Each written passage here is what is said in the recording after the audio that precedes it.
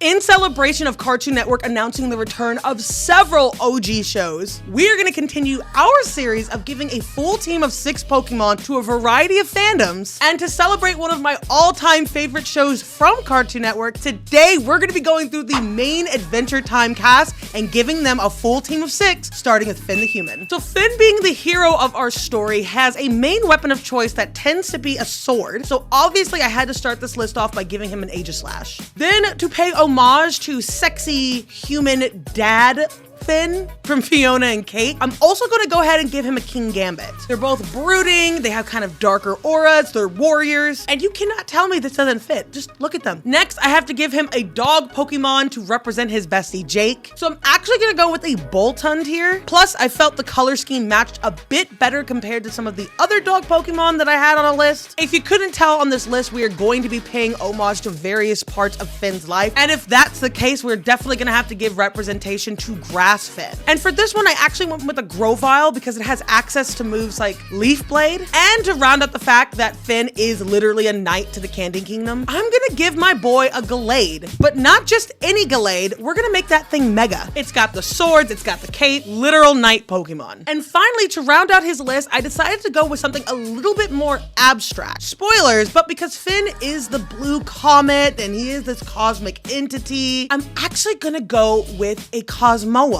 Let's keep this list moving, and we're gonna go on to Jake. Now, it would be super easy to just give him a full list of dog Pokemon, but easy isn't what we do here. Let's get hashtag deep. First off, to represent the fact that he plays the fiddle, he's super musically inclined, I obviously had to give him a Cricketune. We also obviously had to give him a Ditto, as this pays respect to his transformative, stretchy powers. He can literally take the shape of anything he wants, which he sometimes uses to scarf down copious amounts of more food. So obviously, we're gonna have to add a Snorlax to his team. Sorry if you hear anything, my cat is literally, let me see if I can show you.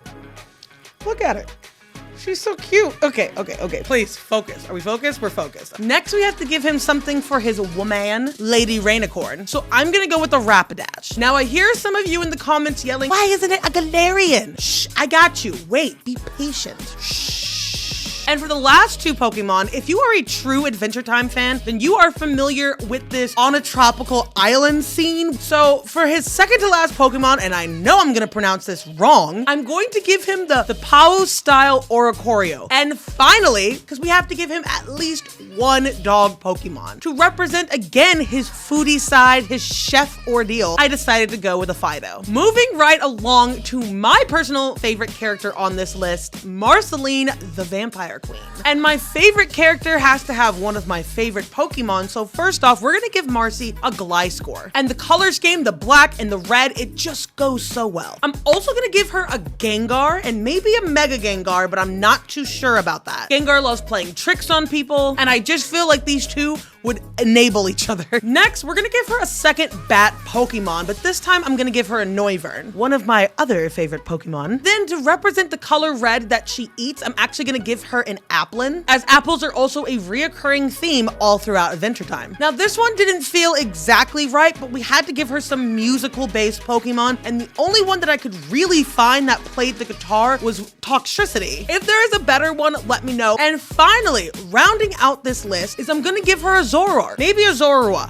A Zorua or a Zorua. Oh my god, that's so hard to say. Psst, if you've made it this far in the video, don't forget to hit that sub button as we jump into number 4, the Ice King. One of the most troubled characters in all of OO, I'm gonna start off the Ice King's list with a Frostlass. If you don't know Frostlass's dex entry, whenever it finds a person or Pokemon that it takes a liking to, it freezes them and then drags their frozen body back to its ice cave. I cannot think of anything more on point for the Ice King than this Pokemon. Next, to represent Gunther, we're gonna give him an Ice-Q, and I was very tempted to give him a full team of 6 Ice-Qs to represent the sheer number of Gunthers that he has, but again, that would be too easy. So instead, hear me out. We kind of have a split personality thing going on with the Ice King, the crown making him deranged, and there are 2 personalities occupying this space. So the closest thing that I could think of was giving him a Morpeko. And in the same regard, cards, I wanted to capture that the Ice King is under the control of the crown. So I decided to give him a Galarian Slow King for this one. The shelter on its head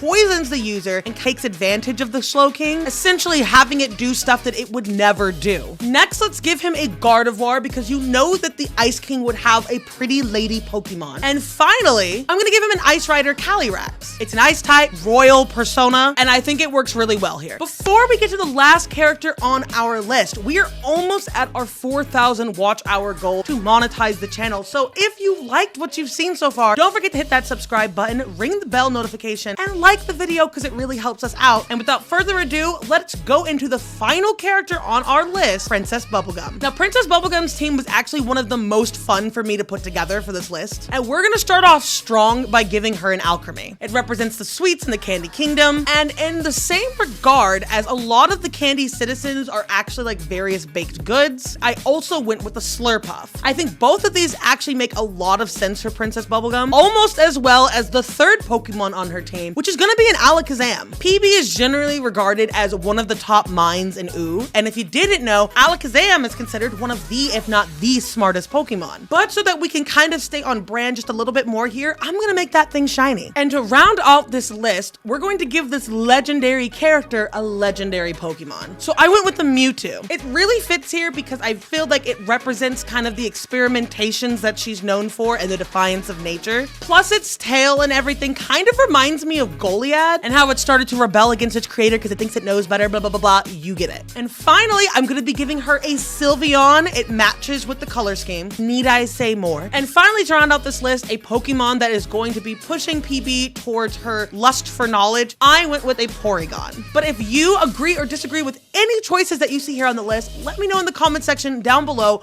what Pokemon you think make more sense on these teams. All right, that's gonna do it for this one. Don't forget to check out this video here where we go over the full cast of Hazbin Hotel main characters. And let me know if there are any other fandoms that we should cover in the next video. Thank you guys so much for watching, and I will see you next time. Bye-bye.